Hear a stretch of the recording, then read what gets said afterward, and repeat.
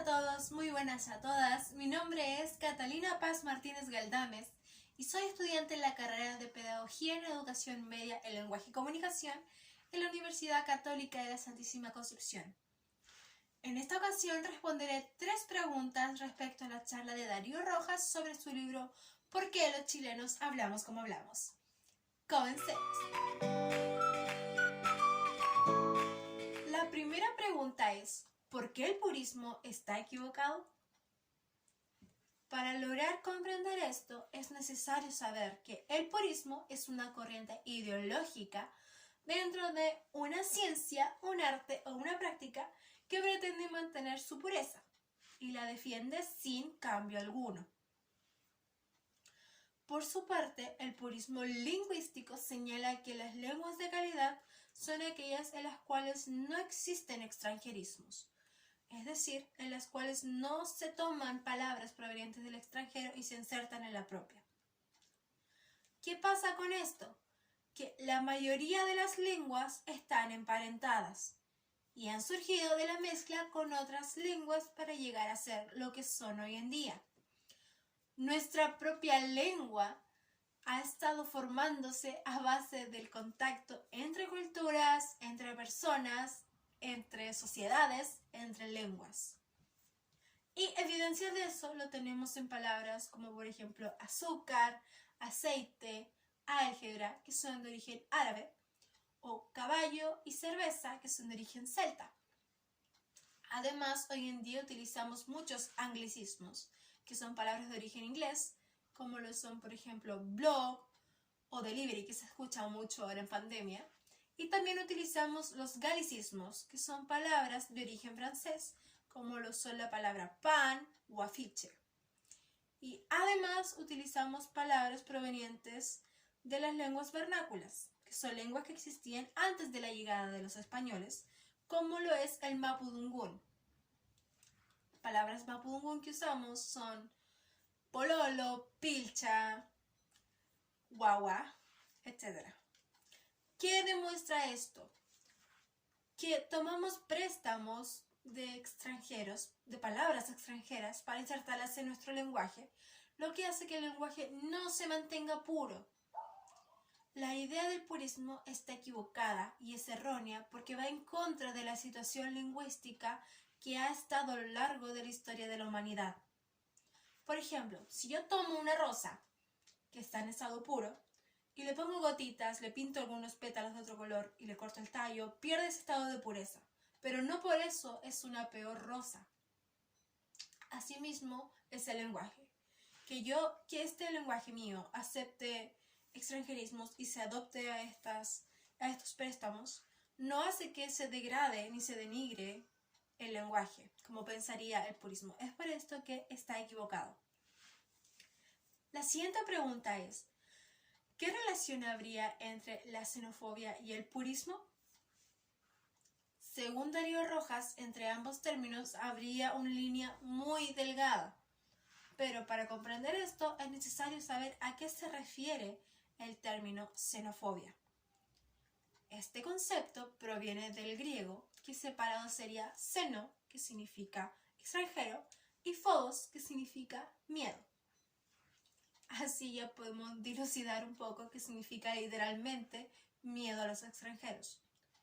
La xenofobia se refiere a todo este rechazo, repudio hacia las personas extranjeras y que normalmente se manifiesta en actos y acciones de discriminación hacia ellos. Por su parte, el purismo habla de defender la lengua de los extranjerismos, ya que estos contaminarían el lenguaje, lo cual tiende a formar una mente un tanto xenofóbica. Sin embargo, todos los días miles de millones de personas conviven en este mundo, en esta humanidad y sociedad que es muy diversificada, muy intercultural e inevitablemente social. El purismo, por su parte, pretende cerrarse a esta idea de no voy a dejar que contamines mi lenguaje con tus palabras extranjeras. Y algo similar sucede con las personas xenofóbicas, ya que ellas dicen no voy a dejar que contamines mi país, mi zona o todo lo que yo haga yo perteneciente a un país, tú de otro país. No voy a dejar que tú contamines mi país. Quedemos aquí, que ambos tienen este complejo de superioridad. Y por ello podemos ver que existe una línea muy delgada entre ambos, ya que ambos discriminan el lenguaje o a las personas extranjeras como tal. La siguiente pregunta es, ¿qué determinaría la influencia de una lengua con otra? Para ello voy a referirme a el pueblo conquistador y el pueblo conquistado. Pondremos en el pueblo conquistador a los romanos y en el pueblo conquistado a los celtas. Los romanos conquistaron gran parte de Europa y entre ellos estaban los celtas, los cuales también fueron conquistados por los romanos. Los romanos como pueblo conquistador imponen ideología, política, religión y entre ellos está el lenguaje también. ¿Qué quiero mostrar con esto? Que el primer punto que influye mucho en una lengua con otra es la interacción que existe entre ambos. Si hay una interacción más íntima, habrá mayor influencia. Pero ahora que haya menor influencia no hace mejor o peor alguna lengua.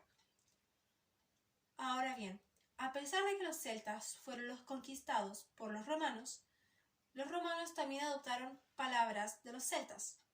Ambos dejaron huellas en el otro. Por ejemplo, los romanos tomaron la palabra caballo de los celtas y que también usamos nosotros hoy en día. Ambos dejan marcas y adoptan palabras, en este caso, del otro. Otro punto que influye bastante es la corona española, la cual promulgó leyes que permitían o promulgaban hablar una lengua sobre otra. Por ejemplo, a los indígenas hubo un punto en que se les prohibió hablar su lengua, lo cual explica el por qué hoy en día las lenguas indígenas están en decadencia. Pero afortunadamente, hoy en día también se busca recuperar esas lenguas indígenas, esas lenguas vernáculas.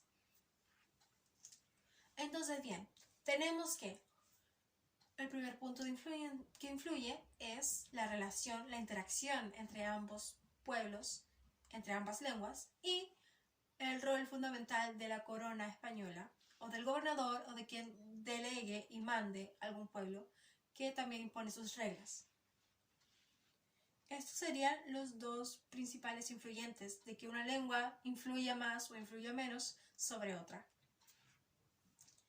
Yo con esto puedo decir que recorrimos primeramente el purismo, qué es, por qué está equivocado. Ya entendimos que la idea del purismo es algo muy vano, que no tiene fundamento en realidad en relación a la actualidad.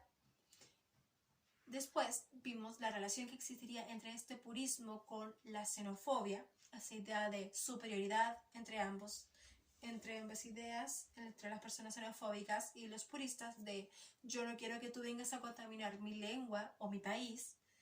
Y en tercer lugar vimos también la influencia de alguna lengua con otra que hace que se pierda este purismo de una lengua. Ya con esto doy por finalizada mi presentación, mis preguntas. Espero que me haya podido dar a entender. Muchas gracias por su atención. Pueden escribirme cualquier duda. Que tengan un muy buen día.